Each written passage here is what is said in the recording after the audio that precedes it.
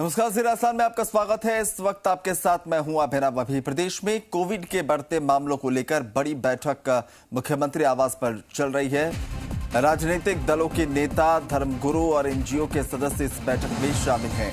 प्रदेश में स्कूल, धार्मिक स्थलों को लेकर फीडबैक मुख्यमंत्री अशोक गहलोत की तरफ से लिया जा रहा है। बैठक के बाद सरकार नई गाइडलाइन जारी करेगी। तो ये महत्वपूर्ण बैठक आज जो इस वक्त चल रही है, मुख्यमंत्री अशोक गहलोत फीडबैक ले रहे हैं, जिसमें सियासी दल, धर्मगुरु और एनजीओ के सदस्य भी शामिल हैं। तमाम लोगों के सामंजस्य से फीडबैक लेकर आगे की जो नई गाइडलाइन है वो कैसी होगी, उसकी रूपरेखा कैसी होगी, ये तय किया जाएगा। क्योंकि जिस तरह से मामले बढ़ रहे हैं और जिस तरह की प्रतिक्रियाएं तमाम राजनीतिक दलों, धर्मगुरु और एनजीओ की तरफ से मिलेंगी, उसी के मुताबिक अशोक गहलोत सरकार जो है आगे की गाइडलाइन तैयार करेगी। तो जिस तरीके से कोशिश सरकार की है कि पूरे मामले पर नजर बनाए रखें, हालात कंट्रोल में रहे, उसी को लेकर ये महत्वपूर्ण बैठक। सुशांत पारेख हमारे ब्यूरो चीफ इस वक्त जुड़ रहे हैं ज्यादा जानकारी लेकर। सुशांत, महत्वपूर्ण है यह बैठक क्योंकि जिस तरीके से एक बार फिर से कोरोना का जो प्रकोप है बढ़ रहा है। हालांकि राजस्थान सरकार ने व्यवस्थाएं इतनी दुरुस्त की है कि हर कोई निश्चिंत जरूर है, लेकिन गाइडलाइंस होंगी कैसे, ये प्रारूप इस बैठक के बाद साफ होगा। देखिए अभिनव, पिछली जो बैठक हुई थी उसमें 31 को लेकर कुछ छूट थी और सीएम ने कहा भी था कि 3 तारीख के बाद नई गाइडलाइन जारी होगी। और लगातार पिछले 3 दिनों से आंकड़े बढ़ रहे हैं। जयपुर में भी, प्रदेश में भी 200 से ज्यादा मामले आज जयपुर में आ गए हैं। ऐसे में अब ये जरूरी हो गया है कि स्कूलों को लेकर नई गाइडलाइन जारी हो। धार्मिक स्थलों पर बड़ी भीड़ है, बड़ी संख्या में लोगों की मौजूदगी है अभिनव।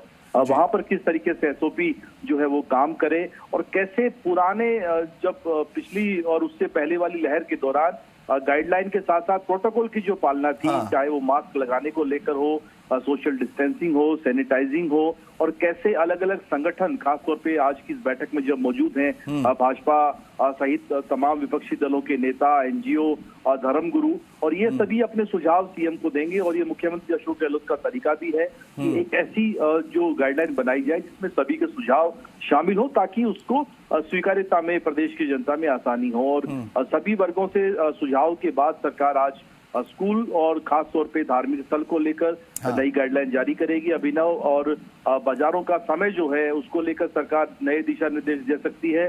कर्फ्यू की अवधि बढ़ाई जा सकती है। और सीएम ये कह चुके हैं कि 3 तारीख के बाद सख्ती होगी, तो कुछ सख्त और कड़े फैसले आज की इस बैठक के बाद हमें दिखाई दे सकते हैं। बिल्कुल सख्त फैसले की बात मुख्यमंत्री ने की थी, लेकिन सुशांत, साथ ही साथ लोग जो हैं जिनकी आदत में शुमार था अपने आप को कैसे कोविड प्रोटोकॉल के हिसाब से जो बिहेवियर है उनका, तो एक जागरूकता को लेकर फिर से हम देख पाएंगे कि कुछ नए अभियान चलाए जाएं और लोगों तक संदेशा पहुंचाना कि लोग घबराएं नहीं, बस अपनी तरफ से वो एहतियात बरते, वो सुरक्षित रहेंगे। इन तमाम चीजों को लेकर कोई जागरूकता कार्यक्रम भी देखने को मिल सकता है। निश्चित तौर पे एनजीओ को बुलाने को लेकर मकसद यही है अभिनव।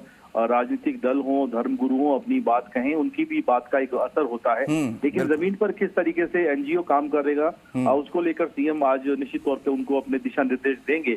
लेकिन अब कोई विकल्प नहीं है, क्योंकि आपने पहली और दूसरी लहर में लापरवाही का नतीजा देखा है। हालांकि समय रहते सरकार ने कड़े कदम उठाए, राजस्थान में वैसे हालात नहीं बने, लेकिन अभी भी जो है फिर से नई चुनौती है। और उस नई चुनौती का सामना सबको मिलकर एकजुटता के साथ, अवेयरनेस के साथ करना होगा। हमने इससे पहले सुशांत देखा है कि मुख्यमंत्री अशोक गहलोत की ये खासियत रही है कि इस तरह की स्थितियों में वो खुद आगे आते हैं, बैठक करते हैं, फीडबैक लेते हैं और किसी नतीजे तक पहुंचते हैं। वो दूसरे राज्यों में क्या हो रहा है, वहां की सरकारें किस तरह से बिहेव कर रही हैं, वो बहुत ज्यादा इसका इंतजार नहीं करते। इससे पहले हमने देखा है कि उन्हें जो फैसला लेना है पब्लिक को ध्यान में रखते हुए, उनकी सेफ्टी को ध्यान में रखते हुए, वो आगे आकर और दूसरों से पहले कदम उठाने में विश्वास करते हैं।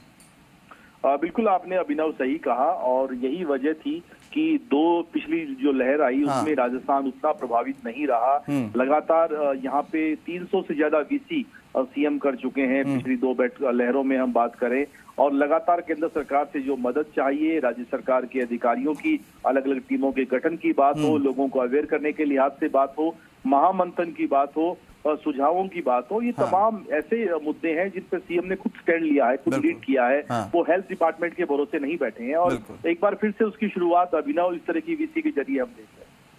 चलिए, बहुत बहुत शुक्रिया सुशांत। तमाम अपडेट्स के लिए।